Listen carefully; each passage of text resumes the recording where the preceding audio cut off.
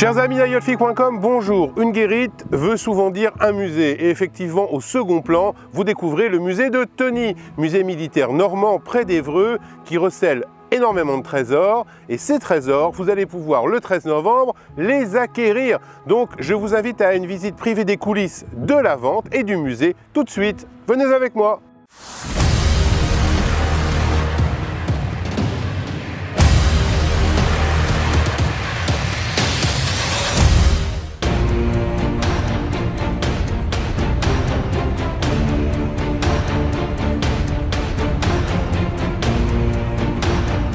Aujourd'hui, on a la chance d'avoir deux sidecars qui sont de nationalités opposées et aussi dans le temps qui représentent une certaine évolution. Donc là, on a un sidecar Niomerone type AX2.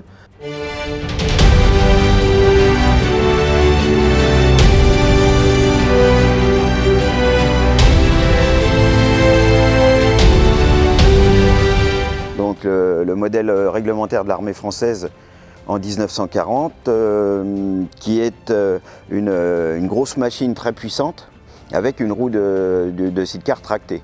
C'est l'évolution dans les années 30.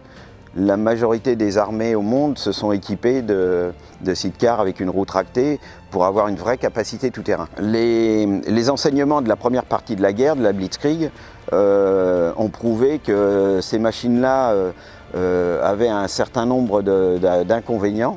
Et les Allemands en ont tiré les enseignements et tout de suite ont commencé une évolution. En réalité, ils ont étudié la totalité des machines disponibles chez les différents belligérants et ont évolué pour améliorer et contrer tous les inconvénients de ces machines.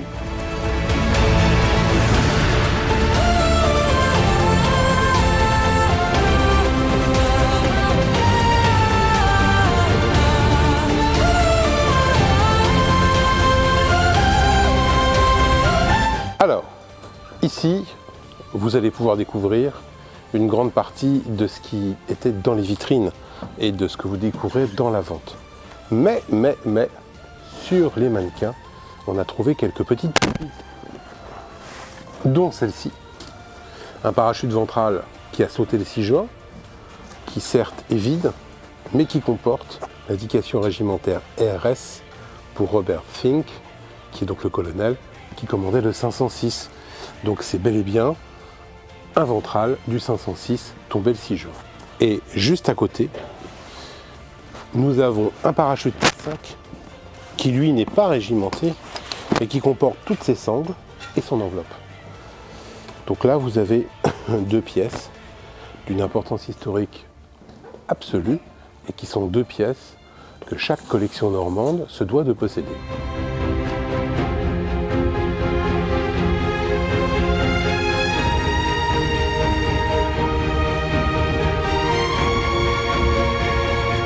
Alors ici, nous avons donc la plus belle pièce du musée, un élément restauré, un très rare missile V1, donc une arme de destruction de l'arsenal allemand, le plus connu, je dirais, et le plus impressionnant de la fin de la Seconde Guerre mondiale.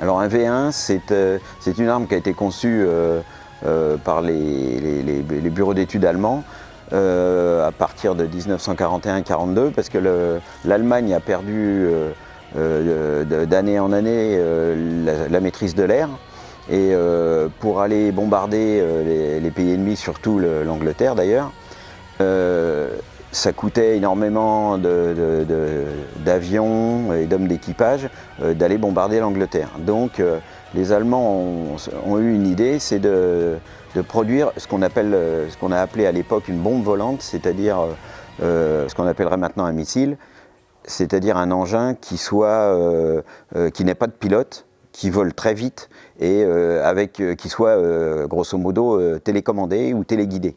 Ce que cette pièce a d'exceptionnel, c'est qu'il y en a moins de 20 connus au monde. Mais surtout, celui-là a été reconstruit avec un amour absolument incroyable.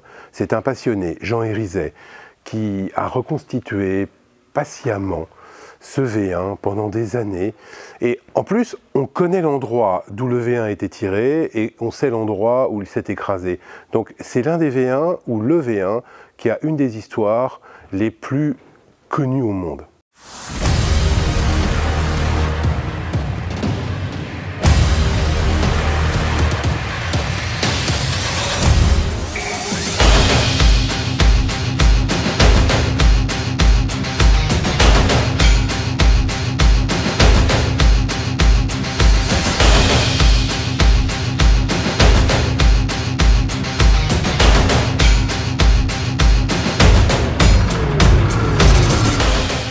Et donc j'ai également une autre pièce extrêmement intéressante dans cette vente, un Goliath, c'est-à-dire un engin de destruction téléguidé allemand que je vais vous présenter. Donc c'est un engin de destruction philo-guidé.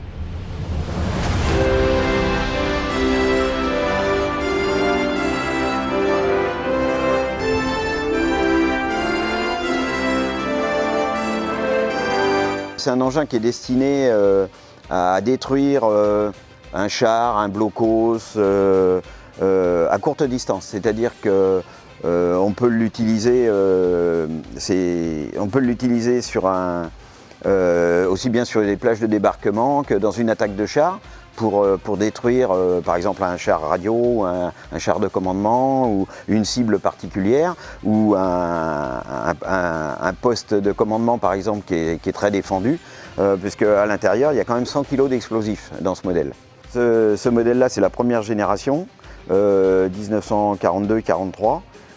C'est une propulsion électrique, c'est-à-dire qu'on a deux moteurs électriques, donc un de chaque côté, un pour chaque chenille, avec un système de modulation. Il y a un boîtier de commande qui sera fourni au moment de la vente.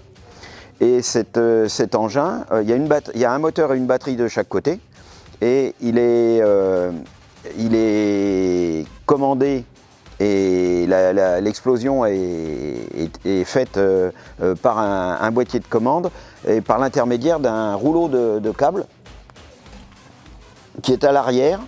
Alors les Allemands réduisent au maximum la production, c'est-à-dire que c'est un rouleau comme un rouleau de câble téléphone, mais là on a 3 conducteurs et ce système-là, on a 300 mètres de câble, et ce qui permet que l'opérateur lui est à pied derrière et il peut se cacher et commander l'explosion à 300 mètres de distance, ce qui est déjà pas mal.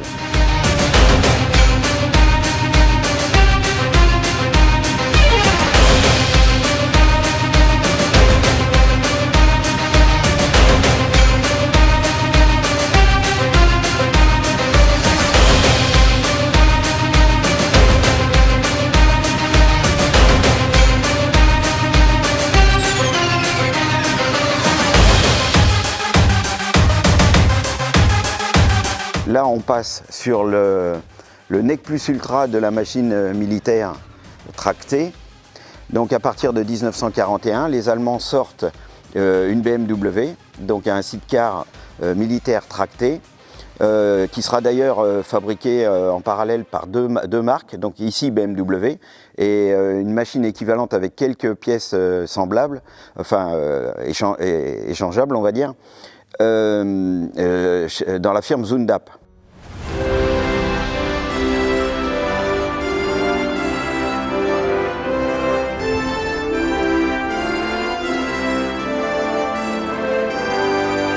Ici, c'est la BMW type R75. Donc l'évolution par rapport à la génération d'avance, c'est que c'est un 750 cm3, mais à soupape latérale, donc qui est un petit peu plus puissant, un petit peu plus souple. Nous avons également donc la roue du sidecar est tractée, mais elle est tractée en permanence. Et on reprend une partie de technologie automobile avec un système de différentiel puisque la charge est différente entre la roue arrière du sidecar qui, elle, a un poids très important par rapport à la roue latérale qui, elle, a 30% environ de charge en moins. Donc on a un système comme sur une voiture qui permet d'avoir un différentiel et d'avoir une traction permanente. Cette machine, c'est une version, c'est la toute première version qui a été équipée avec un filtre à air très très efficace, parce que en 1941 c'est le début de la guerre du désert en Afrique du Nord. Donc la première génération a été équipée d'un filtre spécial qu'on voit ici, qui est un filtre en feutre et qui alimente les deux carburateurs au travers du réservoir. L'ennemi de la mécanique, c'est la poussière et le sable. Donc sur cette génération-là, on a vraiment une grande protection du circuit d'air. Bien sûr, dans toutes les guerres, le matériel évolue et ce système va être abandonné après 1943 avec la fin de la guerre du désert. Bon, il y en aura toujours un certain nombre qui seront utilisés en Italie par exemple, ou dans des zones relativement chaudes et sèches, mais après les systèmes vont être simplifiés bien sûr.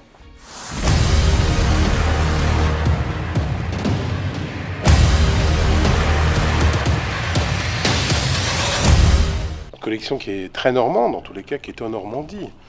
Mais le créateur de ce musée, Jean Hérisset, lui a trouvé le moyen de faire un musée qui retrace un peu toute l'histoire de la guerre.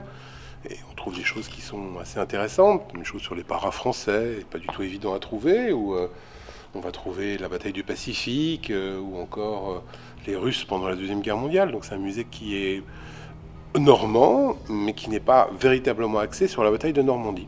Ce qui, quelque part, est une rareté, puisque en Normandie, je vois pas trop de musées qui parlent d'autre chose que de la bataille de Normandie. Donc, sur le fond, une spécificité du musée, et puis c'est un musée à l'ancienne, avec tout le charme que peut avoir un musée à l'ancienne.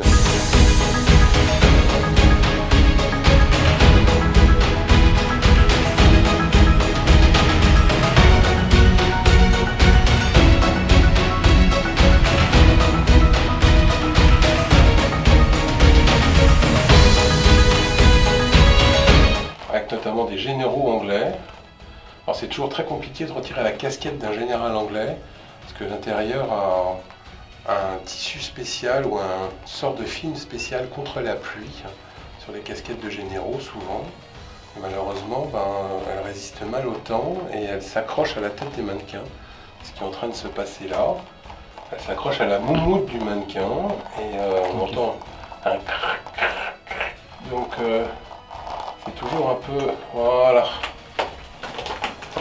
cette espèce de tissu spécial qui est un tissu imperméable, très anglais. Voilà une coiffure de général anglais, une coiffure de service, parce que la grande tenue comporte la visière brodée.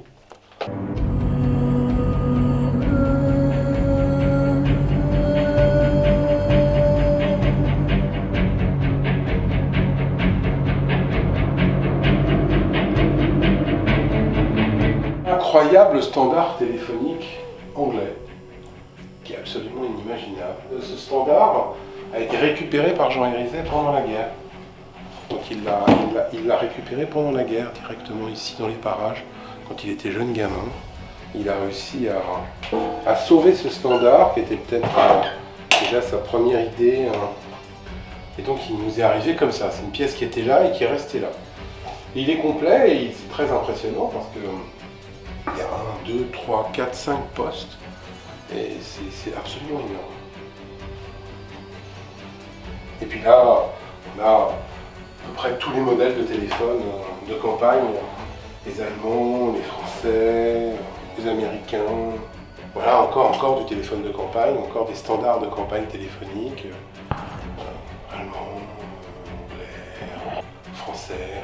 Voilà un petit standard allemand là, qui est juste là. Les testeurs de nous. Jean Hérisset avait une entreprise d'électricité, donc du coup il aimait beaucoup ces choses-là. Et c'est comme ça qu'il a restauré son V1 d'ailleurs. Donc il aimait beaucoup tout ce qui touchait à la téléphonie. Il adorait ça.